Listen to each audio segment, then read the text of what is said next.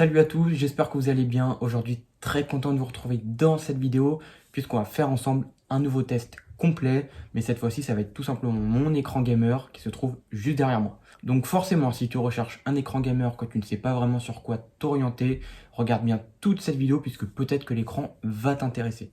Avant de commencer et très rapidement, voilà, les personnes qui ne sont pas déjà abonnées à ma chaîne, n'hésitez pas à le faire. Ça me fait très plaisir, ça permet de me soutenir. Voilà, laisse un petit like si la vidéo te plaît. Et surtout, si tu as des questions, n'hésite pas, les commentaires sont là aussi. Active-moi aussi ta cloche de notification, c'est très important, sinon tu vas louper toutes mes futures vidéos. Ceci étant dit, très rapidement, voilà, pour ceux qui se demandent de quel écran il s'agit, c'est tout simplement le Gigabyte M27Q, donc un écran 1440p, bien évidemment 170 Hz et qui est aussi compatible HDR. Donc cet écran, je vous l'avais déjà présenté, donc j'avais fait juste le petit unboxing rapide et puis je l'avais installé très rapidement sur mon bureau. Ceux qui souhaitent voir cette vidéo, bien sûr, elle sera en description si jamais vous êtes intéressés. Alors du coup maintenant, on va passer au test et puis on va se retrouver sur mon écran. C'est parti. Et donc voici le petit écran en question, enfin je dis petit, on va dire plutôt quand même grand écran, puisqu'il faut savoir que c'est un 27 pouces, hein, comme son nom l'indique, M27Q, donc 27 pouces, et je pense que le Q veut dire Quad HD, puisqu'on est sur du 1440 pixels. Donc très bon écran avec une luminosité plutôt assez impressionnante, on va dire, et justement vous vous demandez comment on fait, donc je vous le dis tout de suite, on ne peut pas baisser la luminosité. Donc ça c'est le gros problème de cet écran. Toutes les fonctions qu'on a sont derrière l'écran. Donc pareil, c'est un petit point négatif puisqu'on n'a pas forcément l'accès facile. Mais je vais vous montrer tout de suite. Donc regardez, on a une petite molette. Et c'est grâce à cette petite molette qu'on peut directement changer les fonctions. Alors on a le volume ici. Donc par contre, je n'ai pas trouvé de haut-parleur. Donc je ne sais pas vraiment pourquoi il y a ce volume-là. Mais c'est pas ce qui va nous intéresser dans cette vidéo. Donc regardez, on va aller tout de suite sur standard, je vais vous montrer un petit peu tout ça. Là, on est sur le mode standard, donc c'est des modes qui sont déjà prédéfinis et malheureusement, il n'y aura aucune possibilité de changer quoi que ce soit. Vous êtes vraiment obligé de partir sur les modes disponibles. Donc comme vous le voyez, on a l'écran standard. Donc là, on est sur le mode standard. On va passer sur le mode FPS, c'est le mode qu'on mettra tout à l'heure quand on va tester justement les 170 Hz de cet écran. Et donc voilà, ça change un petit peu. L'écran est beaucoup plus clair, je trouve. Donc voilà, ce qui est intéressant sur ce mode FPS, c'est que l'écran est vraiment extrêmement lumineux. Donc je pense que ça va être surtout aussi pour les scènes un peu sombres, etc. Ça va permettre un petit peu de se démarquer des autres écrans. Et justement, ça peut être un point positif. Donc après, à tester en jeu, bien évidemment. Ensuite, on a le mode RTS RPG. Donc ça, c'est pareil, c'est un autre mode. Très honnêtement, je ne l'ai jamais utilisé. Donc pareil, hein, les couleurs changent, mais ça reste toujours très très lumineux. On a le mode film, donc plutôt sympa si vous voulez regarder des films avec l'écran. Donc la luminosité est un petit peu moins imposante, c'est un petit peu plus sombre, mais voilà, ça reste quand même très lumineux. Le mode lecture, donc ça c'est pour les yeux, hein, si jamais vous faites de la lecture sur l'écran, etc. Et le mode sRGB, donc c'est celui que je mets tout le temps, puisque l'écran est extrêmement assombri. Après, chacun, bien sûr, a ses modes différents préférés, mais voilà, vraiment le sRGB, je le trouve super, puisque ça fait vraiment poser, ça fait une luminosité moins importante, et c'est vraiment super sympa. Autre point positif de cet écran, c'est, je vous montre, j'avance un petit peu, vous voyez qu'il a des bordures extrêmement fines, et donc on a l'impression en fait que l'écran, il n'y a pas de bordure. Et c'est ça qui est vraiment intéressant aussi quand on joue, c'est qu'on a vraiment l'impression d'être dans le jeu à 100%. Et c'est vrai que parfois quand on a de très très grosses bordures d'écran, on va dire que l'expérience gaming est un petit peu différente. Et là vraiment je trouve que c'est super appréciable, elles sont vraiment très légères. Et voilà, je trouve que c'est vraiment un point positif aussi de cet écran. Même si maintenant on va pas se mentir, la plupart des écrans qui sont vendus sont bien sûr bord à bord. Mais voilà, vous pouvez encore trouver sur le marché des écrans standards qui n'ont pas des bordures très fine.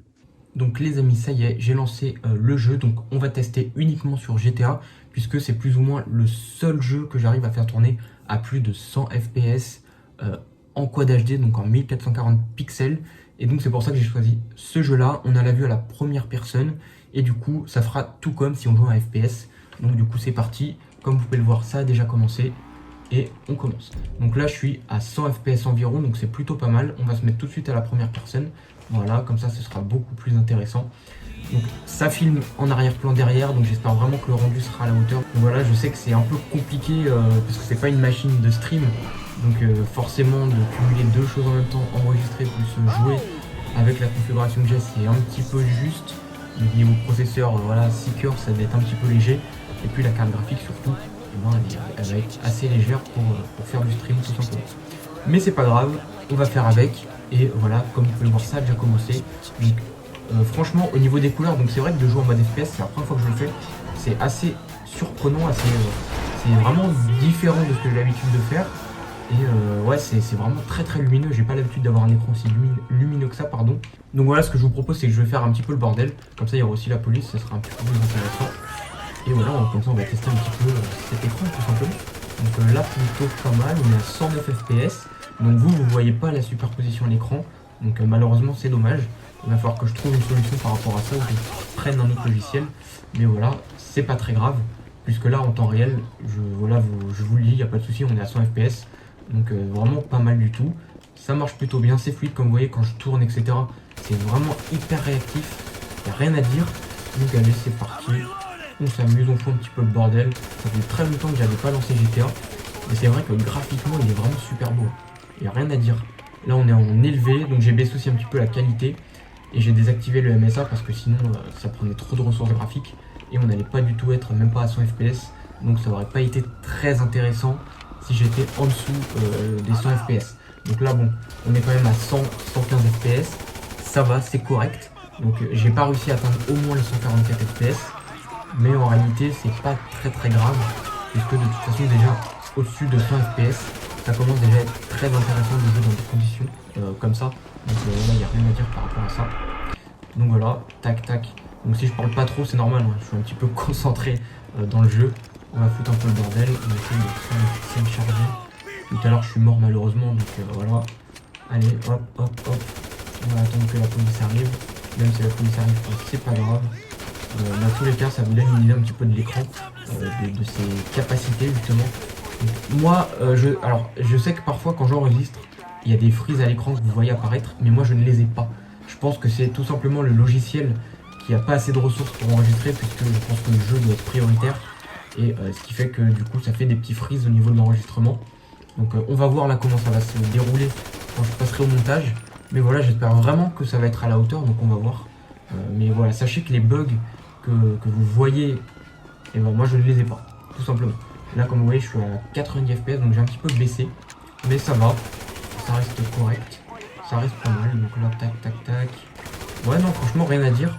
À la première personne, c'est vrai que GTA c'est quand même assez intéressant. Hop, ça marche plutôt bien. Hop, on va courir un petit peu là. Ouais, bon. Non franchement super. Super super. Bon écran. À part les petits défauts que j'avais cités au début, hein, donc le bouton qui se trouve à l'arrière et le fait que cet écran ne soit pas personnalisable. C'est-à-dire que vous devez utiliser les modes qui sont prédéfinis malheureusement. Pareil pour la luminosité, elle n'est pas réglable. Vous êtes obligé vraiment de faire avec ce que le constructeur a mis en place. Et c'est tout, voilà, vous pouvez rien faire d'autre. C'est vraiment dommage, mais c'est pas grave. Mais voilà, ça fonctionne bien. Donc vraiment, c'est le principal, il n'y a rien à dire sur ça. L'écran est très réactif. Voilà, et voilà, vous avez vraiment plein de fonctionnalités intéressantes.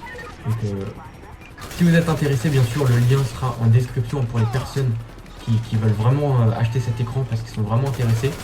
Donc, tout sera disponible dans la description.